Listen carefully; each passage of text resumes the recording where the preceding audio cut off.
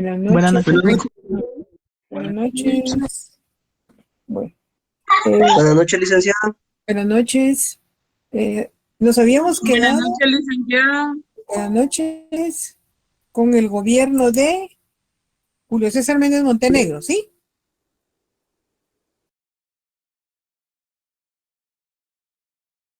¿Me quedé ahí?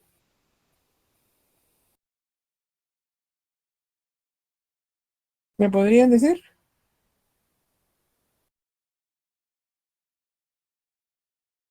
Ahorita voy, solo estoy viendo. Ya, Disculpe. revisa ahí, porfa.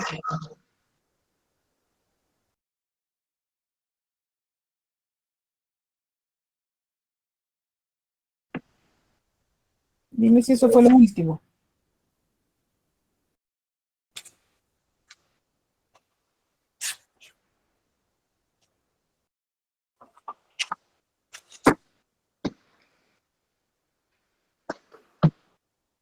Sí, Lick, ahí nos quedamos, página 354. Ya, bueno. ¿Qué es el gobierno de Julio César Méndez Montenegro? ¿Sí? Bueno, entonces me van a hacer un favor. Van a leer de la página 354 a la página 362, no es mucho, que es el gobierno de Julio César Méndez Montenegro, y luego lo discutimos. Sacan su libro, por favor, 354 a 362. Son las 7:07. Espero que lo hayan terminado a las 25. Comienzan a leer, por favor.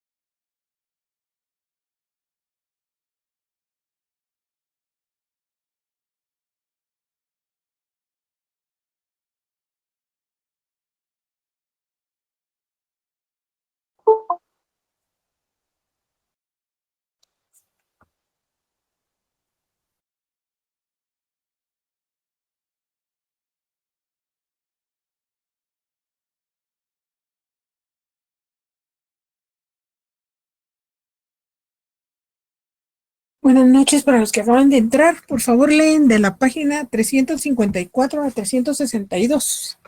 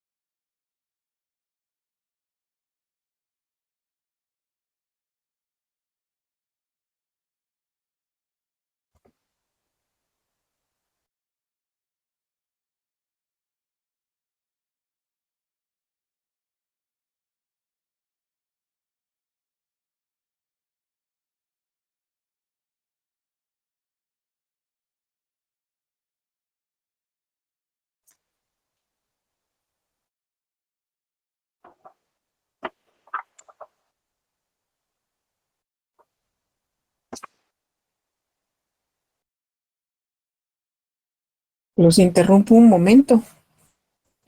Fíjense que aquí Anderson me está diciendo que lo último que se fue el gobierno de Arbenz. ¿Alguien me puede decir? Juan Carlos, ¿tú revisaste que lo último fue el gobierno de Idígoras? ¿Qué fue lo último que tienen?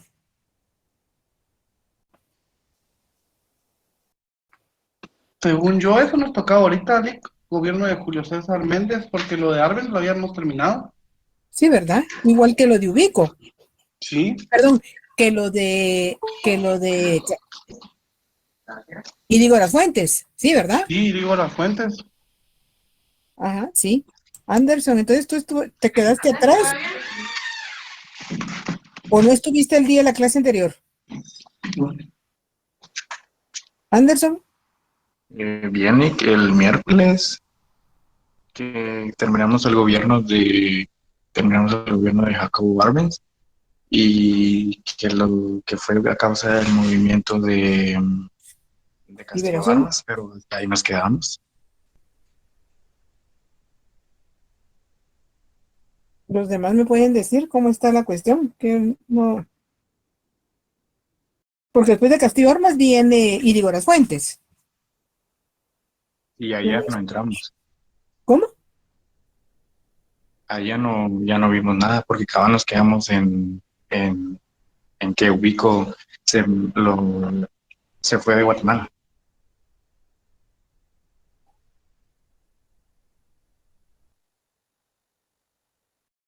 Ubico se fue, pero después asumió Ponce Baides. Después vino la revolución del 20 de octubre de 1944.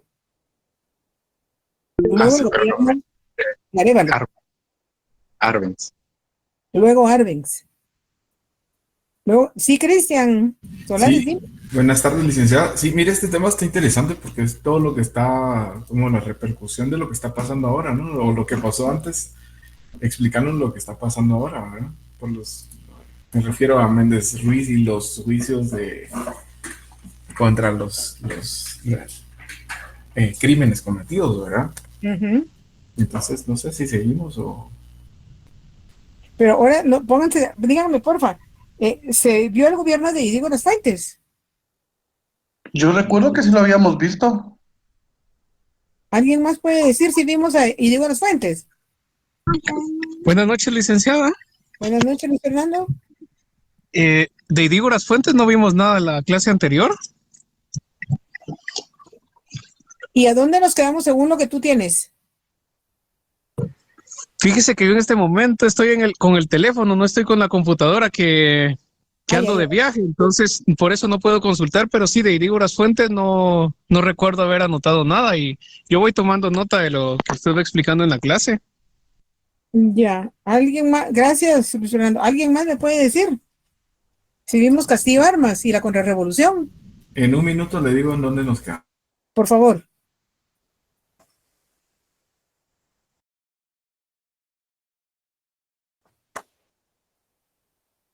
Sí, yo tengo doblada la hoja aquí después del gobierno de Miguel y Goyo Las Fuentes, Lick, porque yo la dejo doblada después de que terminamos y le pongo el separador. Sí, pues, yo no le pongo porque tengo las otras secciones. Sí, Eric. Liga, ya me recuerdo, lo último que nos estaba comentando usted era acerca del presidente que dijo que lo humillaron, él se fue para México y dijo que ni siquiera muerto él iba a regresar a Guatemala. Sin embargo, pues él falleció y creo que su cuerpo sí lo regresaron. Entonces, eso es lo último y tampoco tengo memoria de Idígoras Fuentes. Bueno, a ver, Cristian, ¿ya encontraste algo? Cristian.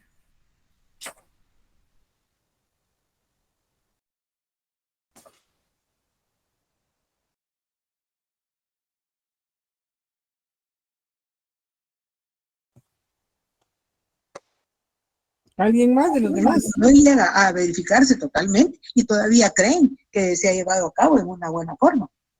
Pero definitivamente el gobierno norteamericano pone y quita gobiernos de sabor y antojo para poner de manifiesto que tienen poder, para poner de manifiesto de que ellos son la nación poderosa, la nación del norte, que maneja todo a su sabor y antojo, indudablemente siempre y cuando aquello le dé algún beneficio.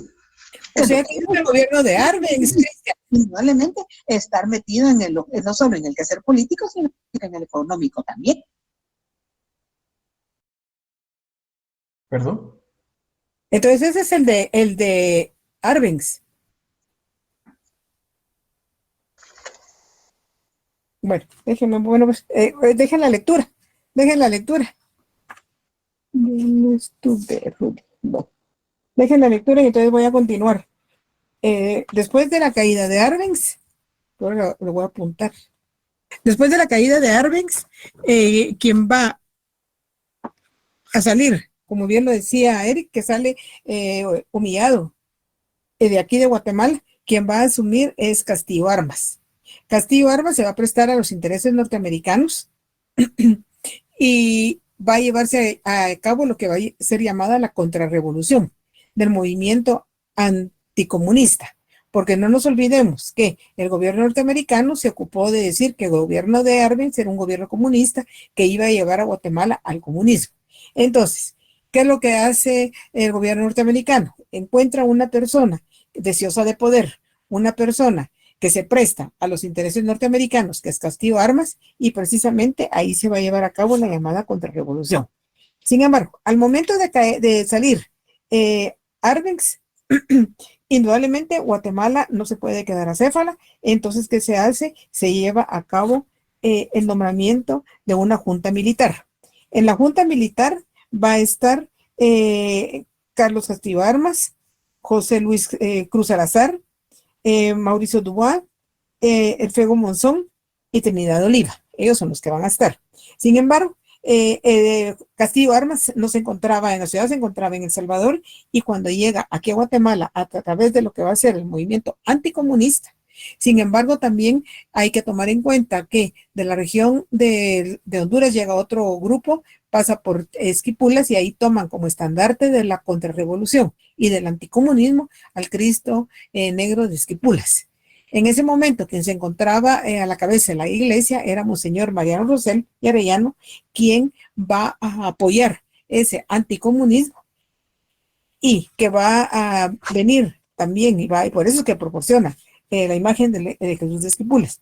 Lo que se pretende con ello es que el Estado declare a la religión católica como una religión oficial. Recordemos que ya los gobiernos liberales han omitido eso y establecen, recordemos, que la educación es laica, gratuita y obligatoria, y que realmente la iglesia va a romper, no tienen nada que hacer con el Estado, la iglesia es un ministerio y los gobernantes a gobernar la República de Guatemala. Asimismo también, como les decía, establecer la religión como religión oficial, que no está establecida tampoco se logró eso. Sin embargo, hay que tomar en cuenta que cuando Castillo Armas llega, para entonces el ejército está dividido. Hay una parte, los jóvenes, los militares jóvenes estuvieron con Arbenz, y ellos le hicieron ver a Arbenz que se estaba organizando un levantamiento contra él. Lamentablemente, Arbenz no escuchó, y el levantamiento que era Castillo Armas con un grupo de militares, de otros militares, fueron los que se prestaron para llevar a cabo la llamada contrarrevolución. Sin embargo, hubo un grupo de cadetes en la Escuela Politécnica que no estuvieron de acuerdo con la actuación de Castillo Armas, y que lo que hacen manifestarse en contra de él. Les llamaban a Castillo Armas y quienes lo acompañaban como traidores de la patria. ¿Qué es lo que hace ante eso Castillo Armas? Prácticamente cierra la Politécnica por algún tiempo para no tener la participación de todas aquellas personas, de aquellos cadetes que lo tildaban a él como traicionero, de haber traicionado a la patria. Sin embargo, no cabe duda que para entonces la represión se siguió manteniendo y salen al exilio. Precisamente en ese ínterin, por ejemplo, Miguel Ángel Asturias, que como sabemos, él ganó el Premio Nobel de la Paz años después, y no lo ganó aquí, estaba fuera en Francia, y tampoco, ya murió y no regresó.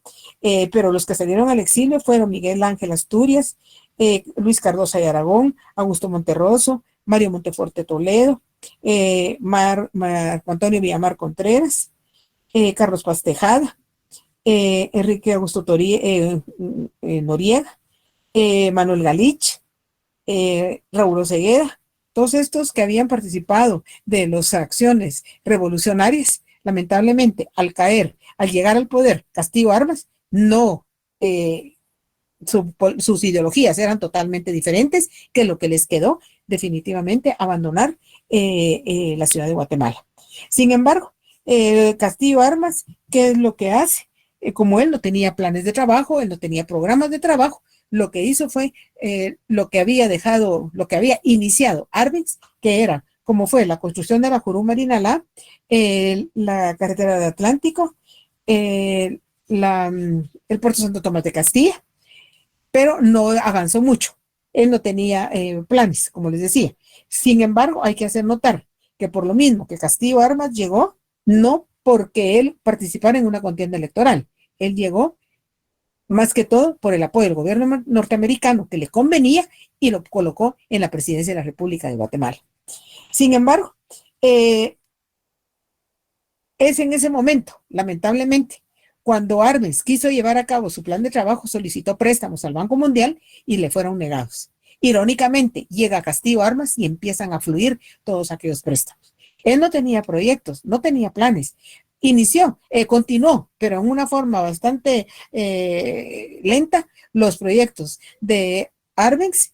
Sin embargo, hay que hacer notar que lamentablemente la corrupción en Guatemala se inicia precisamente con este gobierno de Castillo Armas. No habían proyectos, no le interesaba, al final tenía el respaldo del gobierno norteamericano, entonces en ese momento quienes colaboraban con él dieron inicio a la corrupción. Ahorita nos admiramos de la corrupción y realmente esto viene, no es de ahorita, esto viene desde hace mucho tiempo atrás, precisamente con el gobierno de Castillo Armas.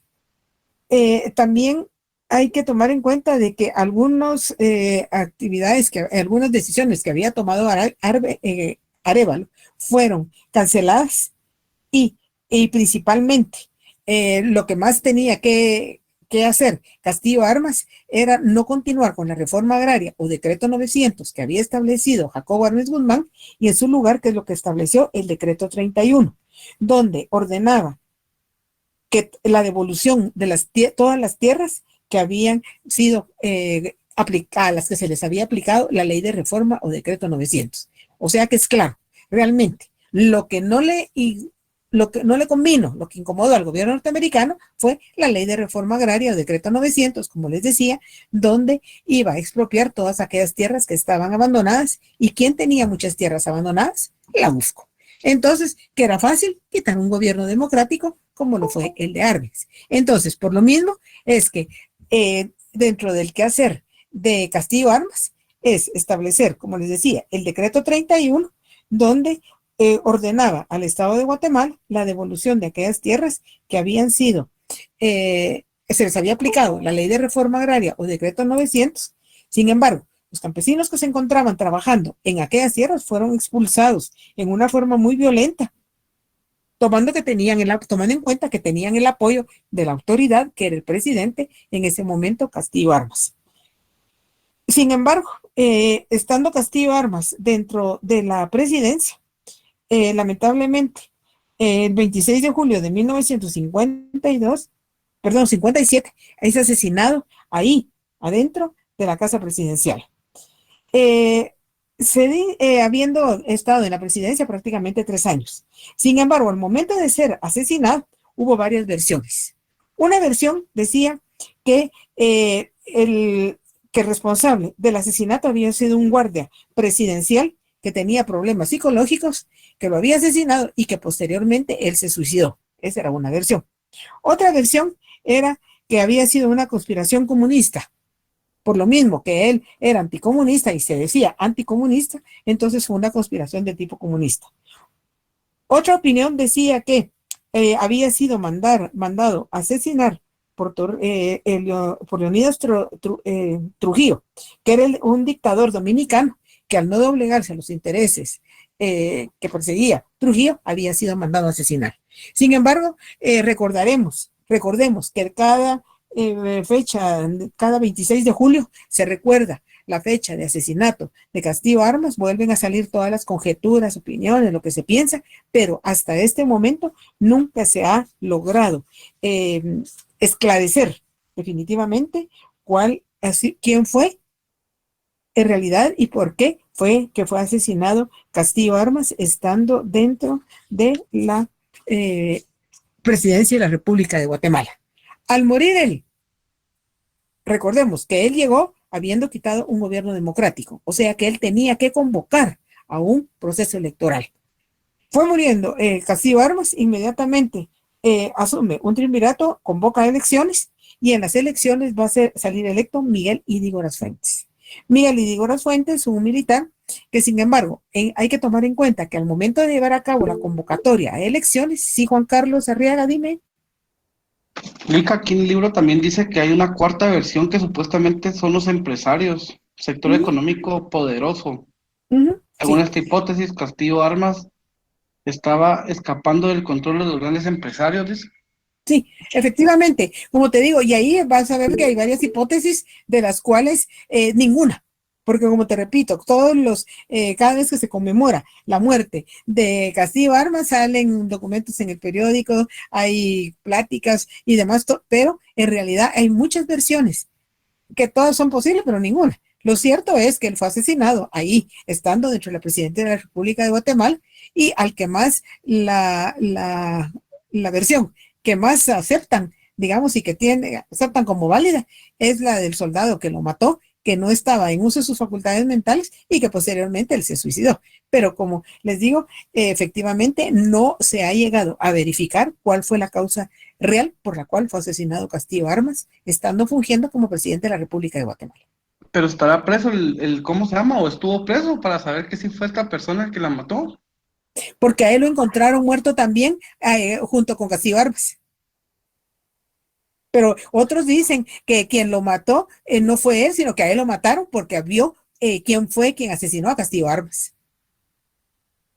O sea que fue un hecho muy, muy confuso, pero que sin embargo no ha sido esclarecido hasta este momento. ¿Algo más? Muy interesante ese tema, hay que investigarle.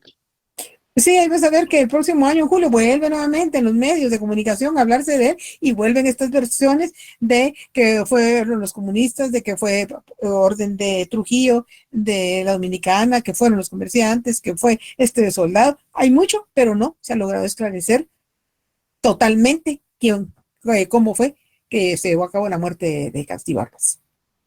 Bueno, como les decía, se convoca elecciones, pero en la convocatoria de elecciones uno de los candidatos va a ser Miguel Ydígoras Fuentes. Cuando se aparece la candidatura de Miguel Ydígoras Fuentes es muy criticado por mucha población y se dice que es una persona que ya tiene mucha edad y que no va a poder con esa responsabilidad como lo es tener la presidencia de la República de Guatemala. Entonces, para callar todos aquellos comentarios que iban en contra de su persona, que es lo que hace, se presenta entre los canales de televisión y se pone a saltar cuerda. Y que dice que es una persona que tiene mucha energía, que tiene mucha actividad y que así él sí va a poder con la presidencia de la República de Guatemala. Sin embargo, esa acción que llevó a cabo no fue más que el hazmerreír de toda la población de Guatemala.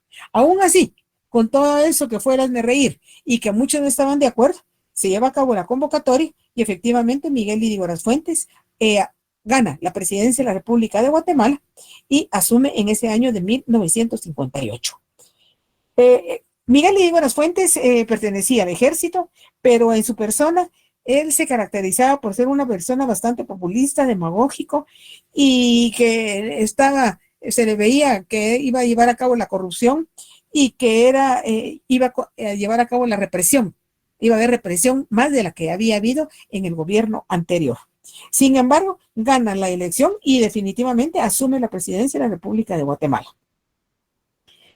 Sin embargo, hay bastante descontento, no se está muy contento, pero aún así ganó. Y desde el momento que ganó la presidencia, pues la asume de tal manera. Sin embargo, eso durante su periodo en 1959, cuando se completó la construcción de la carretera del Atlántico. Recordemos, proyecto de Jacobo Arbenz Guzmán. También trata de impulsar la integración económica en Centroamérica. nuevamente vemos un intento más por lograr la Unión Centroamericana, con la diferencia que en este momento se hizo a través de la integración económica, y para ello es que nace lo que es el Mercado Común Centroamericano en ese gobierno de Miguel Ydígoras Fuentes. Lamentablemente no tuvo mayor aceptación y fracasó nuevamente. El Mercado Común Centroamericano se mantuvo muy poco tiempo. También establece y trata de crear políticas que unieran a Centroamérica, y como es la Organización de Estados Centroamericanos, manteniendo en esa organización únicamente a los estados que conforman el área centroamericana. Como les he mencionado, han habido muchos intentos de lograr la Unión Centroamericana, pero todos fracasan. Ya vimos, Centroamérica nació unida, pero han corrido los años y Centroamérica no puede mantenerse unida. Han habido muchos intentos, muchos gobernantes lo han hecho por diferentes medios, pero lamentablemente no logra mantenerse unida Centroamérica. Ante esos fracasos que logró Ydígoras Fuentes, ante el que no había llegado con el beneplácito de toda la población, es que en un momento dado se van a dar diferentes acciones en contra de su gobierno, y una de ellas es que en marzo de 1959 se da una protesta a nivel nacional encabezada por el Magisterio Nacional. ¿Qué demandaba lo del Magisterio en esta manifestación? Prácticamente restablecer aquellas prestaciones que había logrado durante el gobierno de Juan José Arévalo. Recordemos los beneficios del gobierno de Arévalo, donde crea el escalafón magisterial que se le había quitado en los otros gobiernos. Lo mismo Ydígoras Fuentes no lo restableció, entonces que se da esa manifestación demandando que se le devuelvan aquellos logros que había obtenido durante el primer gobierno revolucionario. Aunado a eso, a nivel internacional, se da que lo que va a ser la Guerra Fría. La Guerra Fría entre las dos grandes potencias en ese momento, que va a ser la Unión de las Repúblicas Socialistas Soviéticas, Rusia, y los Estados Unidos, que es la otra potencia, en la cual se da una situación bastante tensa y se da la Guerra Fría en lo concerniente a todo lo intelectual. Ya no va a ser una guerra de armas como tal, sino que buscando a través de otros canales precisamente para hacer resentir cuál es la situación de estas naciones y que el mundo se vio inmiscuida con ella. También un hecho también muy importante es que en enero de 1959 se da el triunfo de la revolución en Cuba, la cual realmente viene a repercutir en toda América. Sin embargo, en el caso de Guatemala más. ¿Por qué? Porque el gobierno norteamericano, ante el triunfo de la revolución cubana, lo que pretende es llevar a cabo una contrarrevolución. Pero para ello le pide al presidente de Guatemala, Miguel Ydígoras Fuentes, que le autorice permitir que entren fuerzas norteamericanas a entrenar a Guatemala, a lo cual Ydígoras Fuentes no se niega. Por el contrario, le autoriza que entren esas fuerzas norteamericanas y que se adiestren aquí en Guatemala, y para ello le da la finca La Helvetia en el departamento de Retaluleu. Y le da la finca a La Helvetia porque era propiedad de un gran amigo de él, Roberto Alejos, en el cual le permite utilizar esa finca para el adiestramiento de los norteamericanos que van a llevar a cabo la contrarrevolución en Cuba. Y no solo le permite el adiestramiento, sino que le permite llevar a cabo la construcción de un aeropuerto ahí mismo en la finca Helvetia, y en la cual aterrizaban aviones procedentes de Estados Unidos que igual entraban y salían sin haber pasado por el Aeropuerto Internacional Aurora. Todo eso que dio como consecuencia descontento de la población. ¿Para qué? Permitir el adiestramiento de fuerzas norteamericanas acá. ¿Qué iba a ganar Guatemala con la contrarrevolución? Aún así, Ydígoras lo permitió, y lamentablemente eso lo único que dio como resultado fue que se fraccionara aún más el ejército en dos partes. Lo que estaban de acuerdo con Ydígoras Fuentes, porque como les decía, Ydígoras Fuentes era un militar, y quienes estaban en contra de esas acciones. Sin embargo, él como presidente lo autorizó, y fue ganando cada vez más descontento por parte de la población. Eso da lugar a que el 13 de noviembre de 1960 se subleve un grupo de oficiales en armas contra Miguel Ydígoras Fuentes, y precisamente se dirigen hacia la región de Zacapa y Puerto Barrios, y la idea es trasladarse de allá para la ciudad de Guatemala y quitar del poder a Miguel Ydígoras Fuentes. ¿Qué vemos ahí? Que definitivamente el ejército está fraccionado, no se le quiere a Miguel Ydígoras Fuentes, y entre el grupo que dirigieron ese movimiento de noviembre de 1960, que provienen de Zacapa y Puerto Barrios, a quienes encontramos. Encontramos a John Sosa, a Turcios Lima, a Alejandro de León, a Eduardo Llerena. Ellos vienen a la cabeza, son militares que están en contra de Miguel Ydígoras Fuentes. Sin embargo, en el momento que se lleva a cabo esto, ¿qué era lo que da como resultado? Indudablemente, inestabilidad política para Guatemala. Se empieza a dar un ambiente bastante confuso, bastante tenso en Guatemala hacia la persona de Miguel Ydígoras Fuentes, por lo que ha permitido el adiestramiento de fuerzas norteamericanas para llevar a cabo la invasión que se conoce como la invasión a la Bahía de Cochinos. Lamentablemente, fracasó. No salió adelante, no se logró absolutamente nada, y quien perdió en ese momento fue Guatemala, Guatemala a través de su presidente, Miguel Ydígoras Fuentes, a permitir todo ello. Lamentablemente, Miguel Ydígoras Fuentes llevaba a cabo acciones bastante desconcertantes, como lo era, por ejemplo, ya les decía, para llegar a la presidencia, demostrar que saltaba cuerda. En un momento dado, se levantó temprano y llamó a su gabinete de gobierno y le dijo: vámonos a gobernar desde Belice.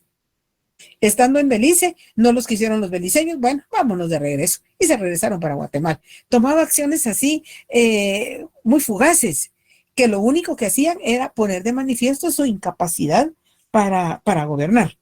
Y el levantamiento que se dio precisamente en descontento hacia él, eso va a ser prácticamente lo que va a dar origen al movimiento guerrillero en Guatemala.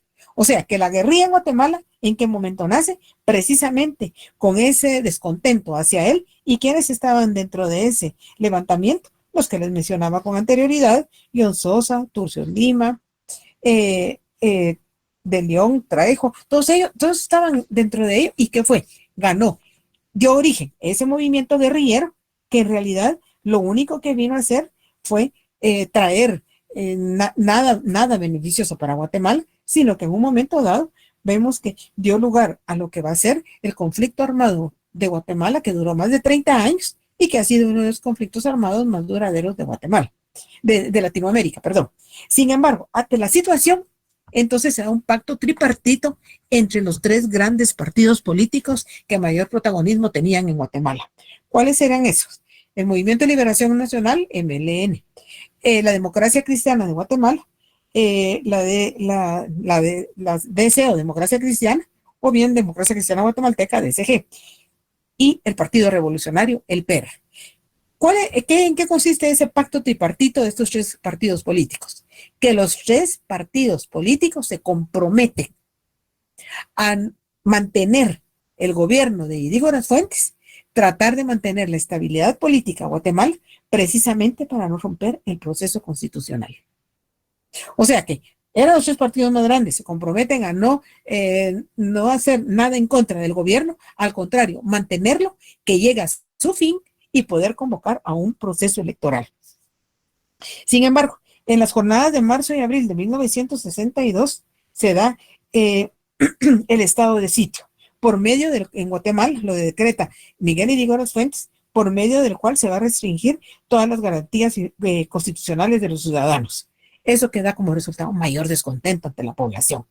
Sin embargo, están próximos a realizarse las elecciones, el pacto tripartito se mantiene, el haber restringido las garantías constitucionales va a dar mayor inestabilidad política a Guatemala, que lo único que hace es que la tensión sea mayor, y posteriormente se dice también que, como están dentro del proceso electoral, se empieza a decir que uno de los posibles candidatos a la contienda electoral va a ser el doctor Juan José Arévalo, lo cual no es del agrado del ejército, de una parte del ejército, porque recordemos que él fue el que llevó a cabo el primer gobierno de la revolución a partir de la revolución de 1944. Entonces eso da mucho más revuelo y mayor descontento, mayor inestabilidad. Sin embargo, solo se dijo que él venía como candidato, mas nunca llegó, y se sabía que de llegar Juan José Arévalo a la candidatura, definitivamente iba a salir victorioso, lo cual no convenía a cierto grado, a cierto sector del ejército, los que se autodenominaban anticomunistas, porque recordemos que el gobierno de Arévalo y de Arbenz se tildaron como comunistas. Sin embargo, se dio la sublevación de la Fuerza Aérea, quienes llegaron en un momento dado, llegaron a ametrallar el lugar donde residía el presidente, que era la Casa Crema, la que está situada a comenzar la Avenida de la Reforma, donde está la estatua de Miguel García Granados, que realmente solo estuvo durante el gobierno de Miguel Ydígoras Fuentes, y que fue ametrallado, y que ese ametrallamiento que fue, no fue más que el descontento que se dejaba sentir sobre la persona de Miguel Ydígoras Fuentes.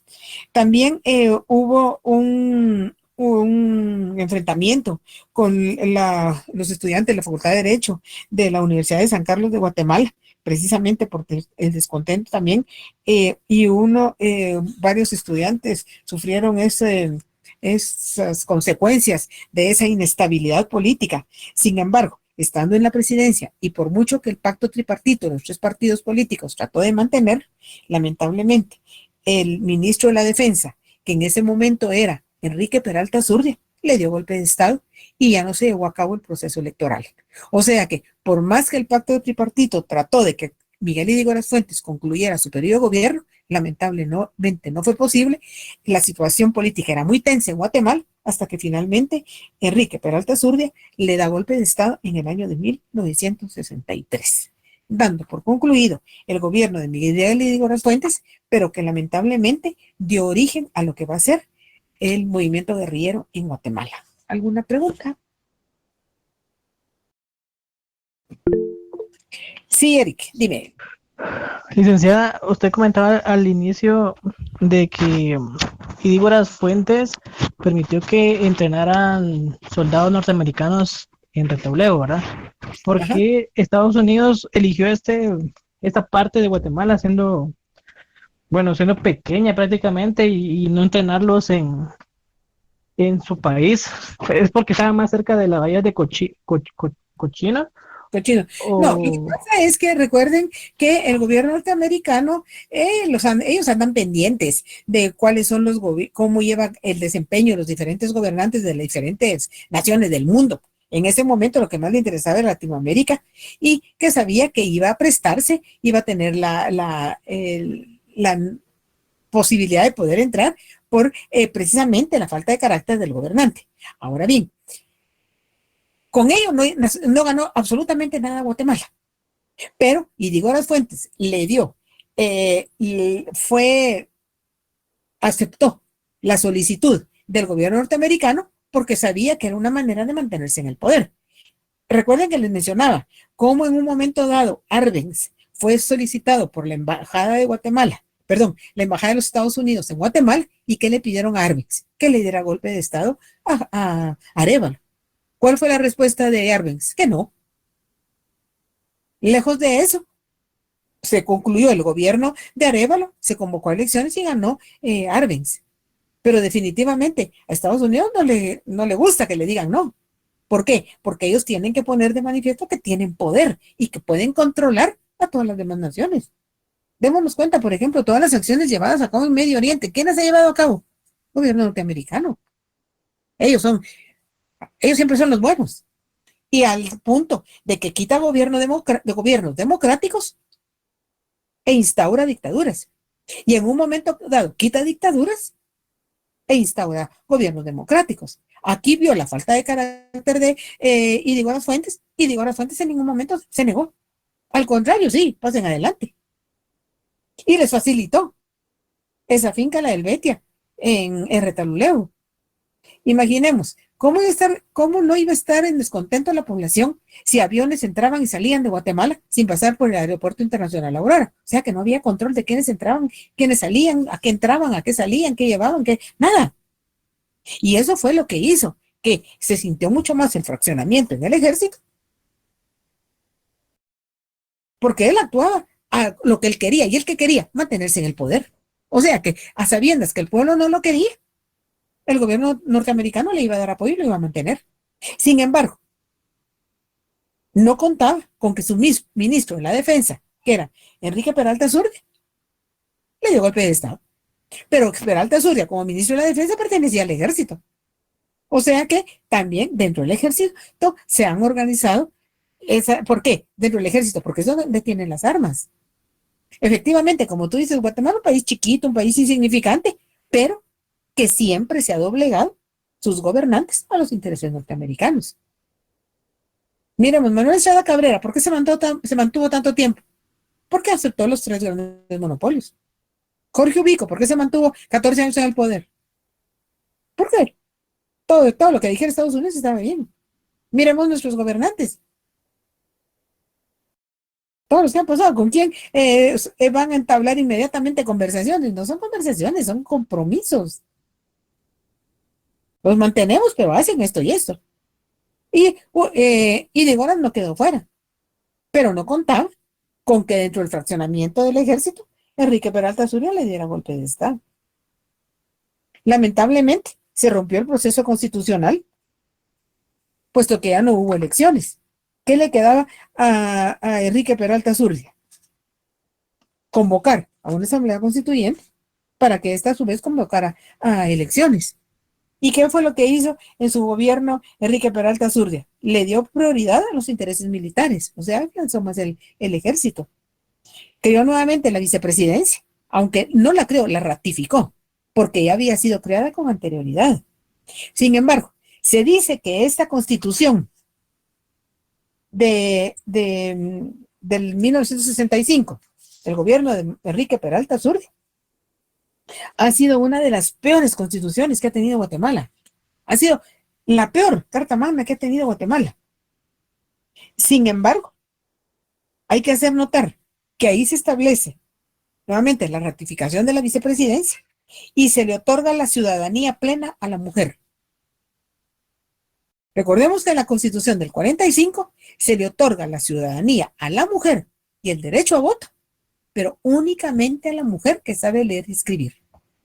En este momento se le otorga la ciudadanía plena a la mujer, indistintamente que sea alfabeta o analfabeta. También se crea el aguinaldo para los trabajadores. Sabemos que está establecido en la ley. Lamentablemente, muchos patronos no cumplen con lo establecido en la ley. También es en este gobierno de Enrique Peralta Zurdia cuando nace el Banco de los Trabajadores, el Banco Industrial, surgen los tribunales de familia, se da la ley de la libre emisión del pensamiento, se da la ley del servicio diplomático y nace el IRTRA para beneficio de los trabajadores. Ahora bien, recordemos algo. No hay un gobierno totalmente malo porque algo bueno hace aunque no sea para toda la población, para ciertos sectores. Por malo que sea, algo bueno hace. Y por bueno que sea, algo malo hace también. O sea que hay de todo, con la diferencia que en unos gobiernos pesa más lo malo que lo bueno. Y en algunos pesa un poquito más lo bueno que lo malo. Pero definitivamente en todos los gobiernos hay aciertos y desaciertos. Pero lo que sí se ha establecido que la peor carta magna que ha tenido Guatemala es la de 1965, la de Enrique Peralta Zurdia, por medio de la cual prácticamente se va a convocar a elecciones al estar esa carta magna. Sin embargo, aquí es en este gobierno de Enrique Peralta Zurdia cuando se dan el primer componente de manejo de lo que va a ser la Alianza para el Progreso, que va a desarrollar programas para apoyar a la clase media, pero que no prospera mucho, lamentablemente. Sin embargo, en el aspecto de cooperación bélica, Guatemala recibió $24 millones de ayuda militar, en los cuales sabemos que siempre ayudan. ¿Y quién da esa ayuda militar? El gobierno norteamericano. Lamentablemente, aunque se dice que es para apoyo del ejército, de cooperación bélica, etcétera, al final, ¿qué es lo que vemos? Que va a quedar en lo que es la corrupción. Y lamentablemente este gobierno es un gobierno militar en el cual lo único que hace la guerrilla que había nacido en el gobierno de Dígoras, aquí se empieza a intensificar. Y se establecen, por lo mismo, es que Enrique Peralta Zurdia va a establecer bases militares en todas las regiones del país y que es lo que pretende, detectar y contrarrestar la presencia insurgente en esos lugares. Lamentablemente, como les decía, la guerrilla que nace en el gobierno de Miguel Ydígoras Fuentes, por malos aciertos, haber permitido que el gobierno norteamericano llegara a adiestrar a su gente aquí a Guatemala, como les decía hace un momento, es una de las guerrillas más duraderas que ha tenido Latinoamérica, la de Guatemala, y que sabemos que aún cuando se firmaron, se llevó a cabo la firma de los acuerdos de paz, no quedó totalmente. Hablar de una paz total para Guatemala está muy lejana, puesto que en ese momento, lamentablemente, la insurgencia va a ganar más. Los partidos políticos mantienen, como son los que habían llevado a cabo el pacto tripartito, la Democracia Cristiana, el Partido Revolucionario, el Movimiento de Liberación Nacional, se mantiene.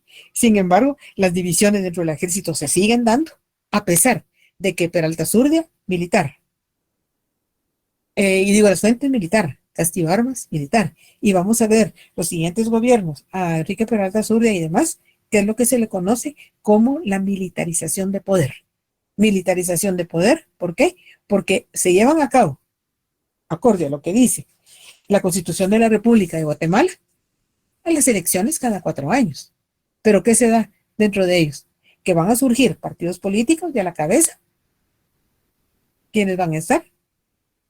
Militares. Veamos, por ejemplo, cuando tiene que convocar a elecciones Enrique Peralta Zurdia, él mismo crea un partido, el PID, Partido Institucional Democrático. O sea que pretende, como militar, y se va a postular a la presidencia, y lo que pretende es ganar, pero así como el militar se establece dentro del PID, también hay otros militares en otros partidos políticos que al final, siempre y cuando estén a través de un partido político, están y lo hacen acorde a lo que dice la ley, y por lo consiguiente pueden llegar a la presidencia. Entonces se convoca a elecciones. Enrique Peralta Zurdia se convoca a elecciones, él, como les decía, va a la cabeza del Partido Institucional Democrático. Sin embargo, en esas elecciones, quien se va a postular es Mario Méndez Montenegro. Mario Méndez Montenegro había militado en las acciones revolucionarias de 1944 y el querer o postularse para candidato a la presidencia es darle continuidad a lo que había sido truncado en la década revolucionaria. Cuando se sabe que Mario Méndez Montenegro va a la cabeza del Partido Revolucionario, lamentablemente es asesinado para evitar que llegue a la presidencia, porque llevaba bastantes probabilidades de ganar en la elección presidencial.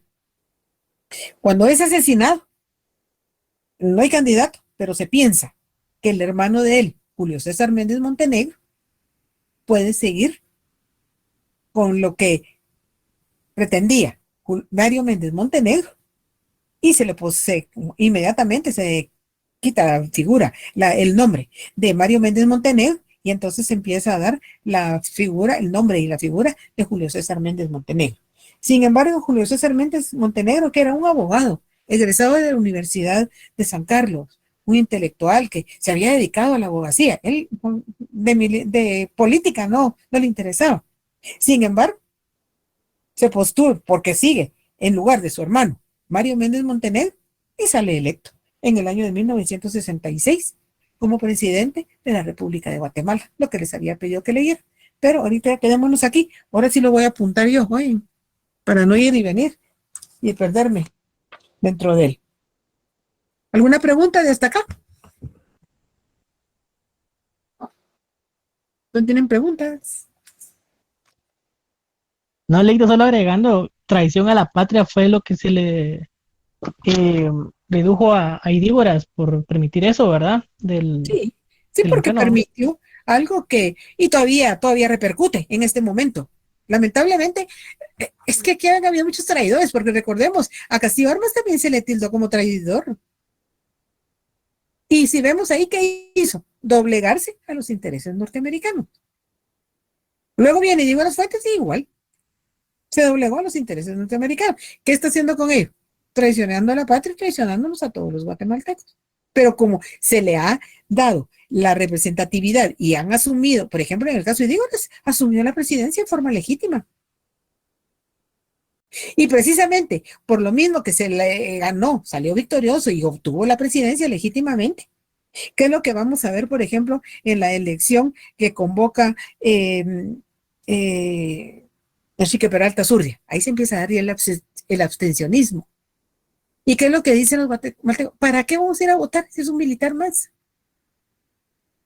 Y que lamentablemente el hecho de que esté fraccionado el ejército, eso le ha hecho bastante daño a la población, no solo a la institución como tal, a la institución castrense, sino que al pueblo de Guatemala, con estas personas que van aspirando al poder, pero que pertenecen al ejército. Y que en un momento dado ahí está la traición. ¿Algo más? Linda, y a Idígoras Fuentes nunca se le detectó alguna enfermedad mental por estas acciones tan precipitadas que hacía.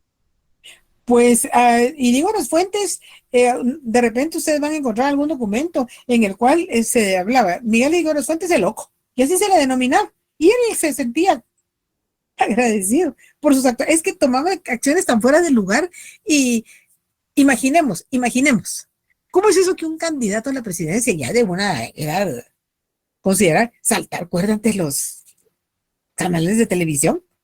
Pero lamentablemente nosotros los guatemaltecos, como todos lo volvemos chiste. Y ganó.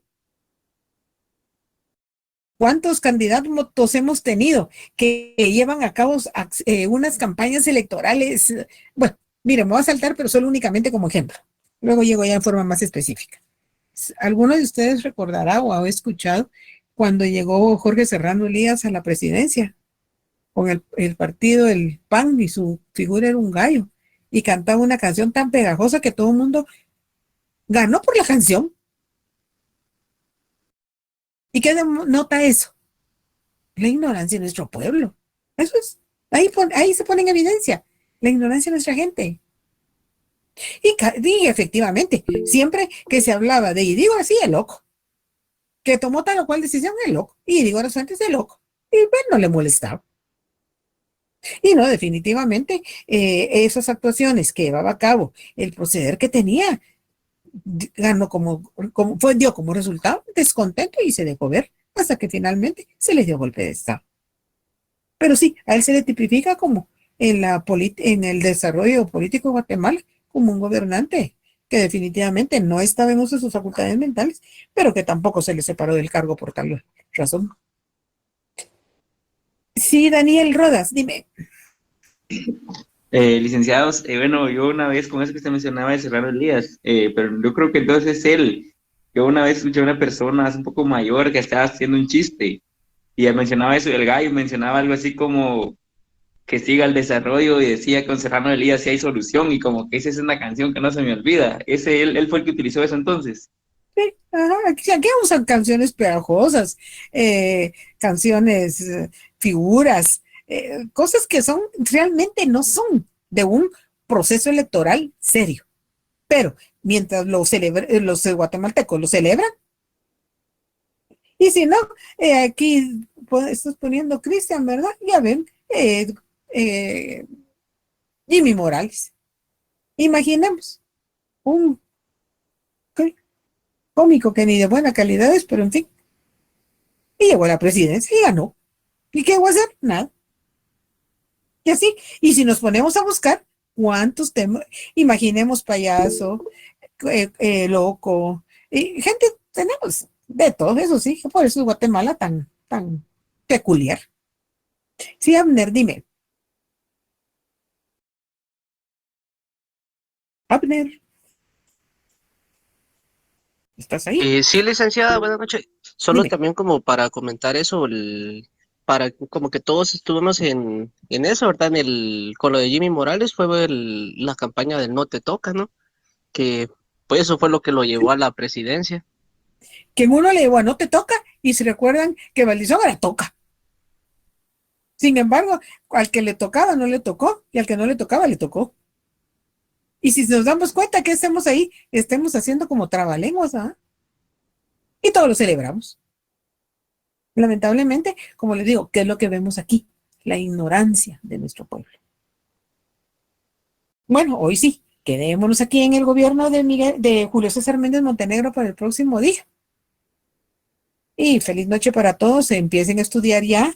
Ya está el calendario de exámenes, a nosotros nos toca el 10 de octubre. De hoy en 8 todavía tengo clase, porque como recuerden que es examen el martes hay examen. Así es de que feliz noche. Feliz noche para todos. Feliz noche, licenciada. Feliz noche. Feliz noche. Feliz noche. Feliz noche. Buenas noches. Igualmente.